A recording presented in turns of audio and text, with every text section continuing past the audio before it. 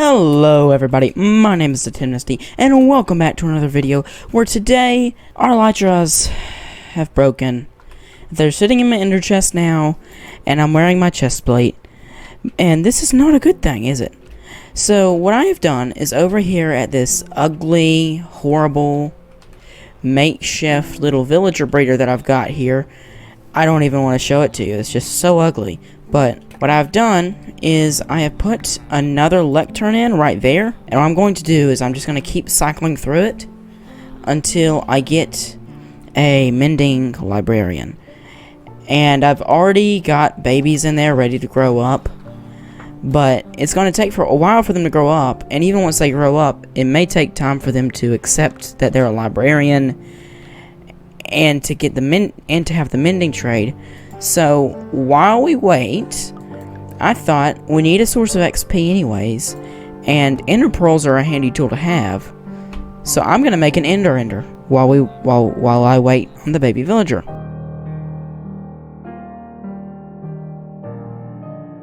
Alright everybody, that is one ugly ender, but look at almost steady stream of endermen in it. And like, this isn't even the best part. Like, okay, I don't know how that's happening, but like, look at this. Look at all that. Look at all the XP. All the XP. I just went from like, what, level 5 to level 11? And look at all the ender pearls we're getting. This is ridiculous. I'm gonna sit here and collect a bunch of ender pearls and put them in these shulker boxes, and then I'm gonna go back to the base and see if we've got that mending villager. Also, this is really loud. I should probably turn hostile mobs off. That would be better. So now I can actually hear. Okay, so I'm back. I've got a lot of levels, which makes sense because I was just at an XP farm. And I got all the ender pearls put into chests, as you'll probably notice as I go through these chests on camera and on stream, the amount of ender pearls and like all of the empty slots. So now it's time to head back over to the makeshift villager breeder and see if one of our villagers has grown up and adopted a librarian yet. Guys, I got it. I got it. See, 2 mending books right here, and I'm going to go and get all of my backstocked sugarcane and make it into paper and sell it to those villagers so I can get some more. Okay, here we go. Going to rename both of them Tim's Wings. Oh, and that broke. And Tim's Backup Wings. Both at 1 durability. For now, I'm going to go sell all the stuff that I can to get more emeralds. And I'm going to put mending on as much of my stuff as I can. And then I'm going to head over to the Ender and repair all of my stuff with experience. Okay, so I did get a bunch of mending books. And I did get a bunch of actually unbreaking books from the villagers.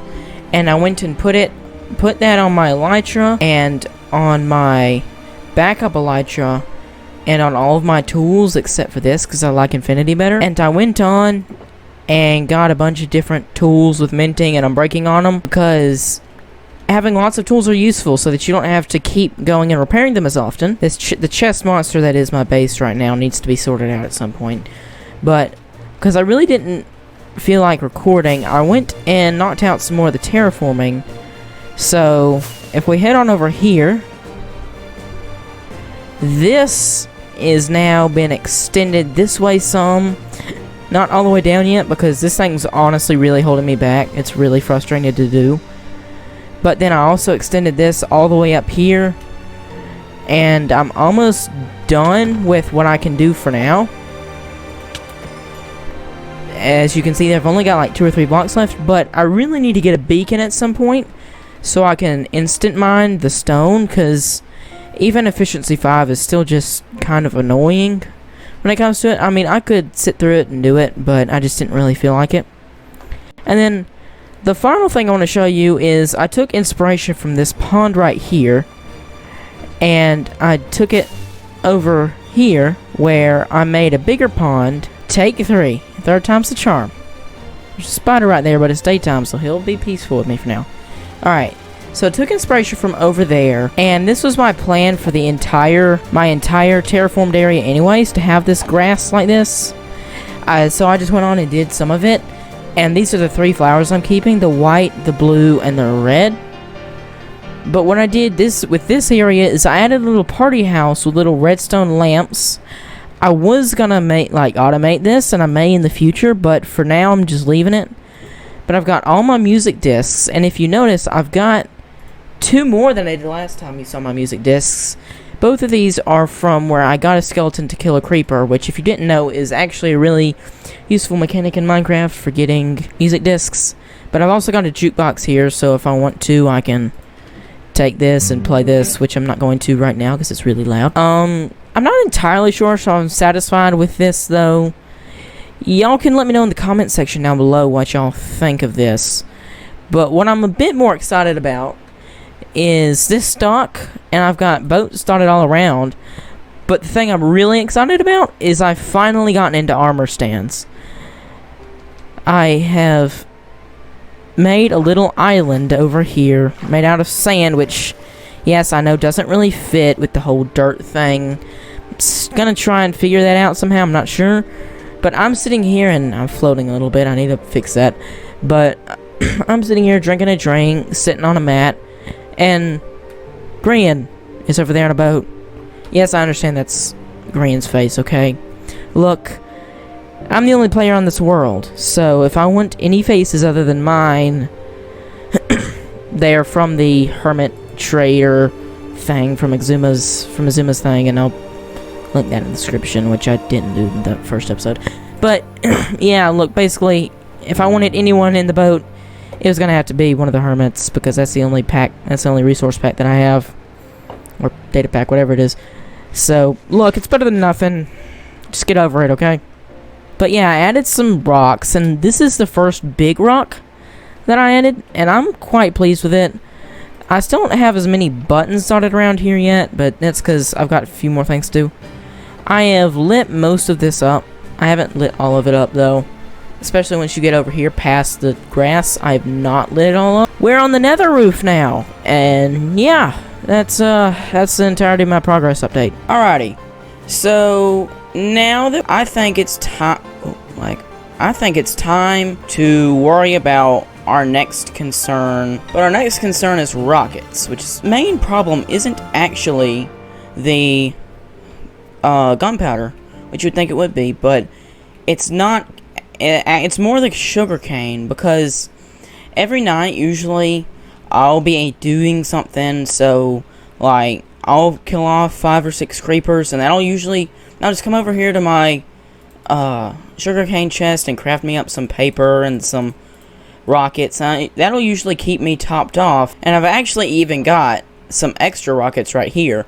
But the thing is that that's slowly wearing away, and even if I do continue to get substantial gunpowder, this started out as 2 double chests of sugarcane, and I'm down to half a double chest. So I really need to make an industrial-sized sugarcane farm. And considering that my future plans is to have this starter base converted into like a portal entrance for an industrial area, I think it wouldn't be a horrible idea to have the sugarcane farm like somewhere, to have the sugarcane farm somewhere along here. Well, so I'm gonna get to doing that. Okay, so I'm right over here in my redstone world, and I'm looking at this design for a sugarcane farm that I built for a video probably about a month ago now, at least. And I think I'm going to use this design just because it doesn't have as much redstone components, or pistons, and slime blocks are easier to get than pistons. But the one problem with this design for a survival world is powered rails cost 6 gold, and you only get 6 of them when you craft them. unless I'm wrong, but if I remember correctly, that's right. So we may have to do something to get more gold, like if we're talking long term, because these powered rails aren't even for a collection system. This is so that when that grows, an observer powers the powered rails, and this observer observes the rails being powered, which triggers the piston, and then the observer observes these being unpowered, which powers this again, allowing it to be pulled back. You know, there's a certain point that you realize that you're doing something extremely industrial, and you don't have a lot of industrial stuff already. Oh, look at the pillagers in my boats back there. I have to deal with them later. But I'm using netherrack as my redstone block. I'm using granite stairs to hold the water in on these second levels. And it's just haphazard materials. I spent all my cobblestone making like only 2 stacks of pistons, so that's why I'm using like the more expensive barrels right now. And I don't want to use chests because I don't want stuff to get caught in that block space. I really need to get some more industrial stuff done. An iron farm would be great. Does this not create an infinite water source anymore? Because I could have sworn that at some point that if you had 2 waterlogged blocks one space away, that it would make an infinite water source the same way it does when it's a full water block. But maybe I'm wrong about that. I just could have sworn that that's how that worked. Maybe not. I guess I'm just gonna have to go through here filling all this out, and then go to a water source elsewhere and just fill all the buckets back up. Okay, so I'm finishing building this thing, and yeah, I've got some scaffolding there. But the problem is, I have no more immovable blocks. I've run out of cobblestone, I've run out of wood, I've run out of extra blocks that I had from other stuff that I did, like these droppers. I have no way to make more immovable blocks to raise this up anymore. Okay, so I have just been, and I honestly didn't get that much wood, but I've just been, and I now have 4.5 stacks of barrels, as well as a bunch of extra wood that I can use with a crafting table to create more if I do run out. Okay, so I have just been online on the internet, and I considered the fact that it's October, so I researched Halloween texture packs to add to my, to add to the vanilla tweaks and the Optifine that I've got. And I just have to say, I found this texture pack on CurseForge. I don't know who made it. If I can give credit or a link in the description, then I will. But like, this looks really Halloweeny. Like, I really like it. They changed some of the different grass types to be leaves on the ground. Actually, no, I think that's a grass variation, because there's still grass over there. And then they changed out one of the flowers, as you can see over there. It's a skull. They changed the hotbar, and the bread and slime is now orangish. Buckets are Halloween. Whatever you call these things. The leaves are the changed colors. Creepers look like the leaves as well. So I mean, I don't know what's going on there. Ooh, they added something right there, hanging off of. I think that's leaves. But if you saw that in the background, some of the wood will periodically like have an eye look at it. See, in the corner of the screen there. They're kind of hard to spot, but in every video I've got this texture pack on, I'd actually like to know how many you can find while watching the videos. So at the bottom of this video, count how many eyes you spot, and I will count and see how many I can find, and we'll see if you can find all of them, or if I can find all of them. But one thing is for sure, this is a really cool fall Halloween texture pack. Alright, I found something else. These ferns. These are fern. This is a 2-hive fern in the taiga biome, And they changed them out for little tombstones. You know what, guys? I hate to say this, but I'm out of slime balls. I can't make any more slime blocks without any slime balls. And without any slime blocks, I can't continue layering this farm. So, I guess for now, until I can AFK long enough to get a decent amount of slime, we're gonna have to deal with 1, 2, 3, 4, 5, 6 levels to the farm, which, I mean, isn't horrible. If I drop this, and I can maybe go see how much we've already collected. If I've come over here, there's a creeper. So, we've collected... Wow, okay. We've collected... I mean... That's a good amount. It's not horrible. It's not quite what I expected it to be, but... That, and that... Yeah, it's pretty much the same all around. Yeah, I mean, 6 layers will do for now. Also, I've got to make this look a little bit better eventually. But I can start working on outer wall design, I guess. I've got a couple things in mind, but all of these things require a lot of concrete. So maybe I will go quickly get some sand and some gravel. Alright everybody, so this is the design that I'm going to go with for the sugarcane farm, and I'm thinking for the creeper farm I'm going to do something very similar, just with a different color instead of blue. And so here's the problem. This is all made out of concrete, and I've got over a shulker box of blue concrete powder. But this is all of the gray dye that I have, and that's using black dye and bone meal, of course, to make gray dye. So we're gonna need to make an ink farm to make a substantial amount of the stuff that we need. So we may need to start considering where to find a river biome and create a ink farm. But for now, I'm just gonna come over and chill with myself and grin with no arms, sitting in a boat. Dang, I wish I had more faces than just the hermit people, but yeah. I'm just gonna sit here and do this. It's gonna be a lot of fun. Alright everyone, so I have been working on building out this tower, and you can see I've done the blue part already. But I went to go just kill a few squid just to see if I could get a little bit of a start on this gray concrete. And I got almost a stack of ink sacks, which is obviously almost a stack of black dye. I thought we were gonna have to make an ink farm because we were gonna need so much dye, but no.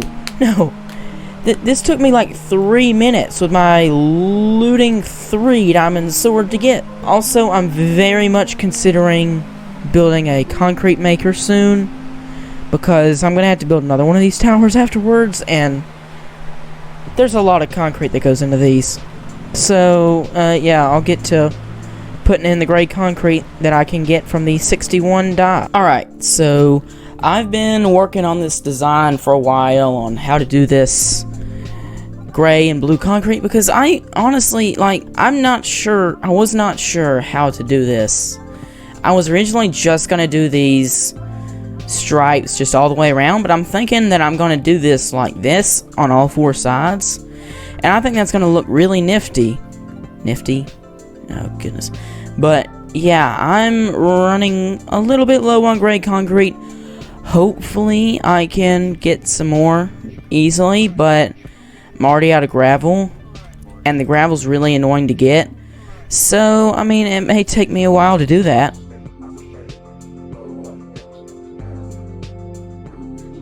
So, basically, I'm here in the Hermitcraft Season 6 World Download, just because I really wanted to just say that the inspiration for the way that I built this sugarcane tower, and that I'm planning on building the other sugarcane tower and the creeper farm, is very heavily based off of Azuma's area from Season 6, which I'm in right now. And I'd just like to take this opportunity to point out that, like, if you're ever playing Minecraft and you want to build, like, a farm or a house, but you don't know, like, how to build it, I recommend downloading somebody's world that they've, like, set out as a world download, and just fly around it or walk around it and just see what they've done. And sometimes that can give you inspiration. Like the thing that I'm building right now does not look like incredibly like any of these, but they are all similar, and you can tell that there is some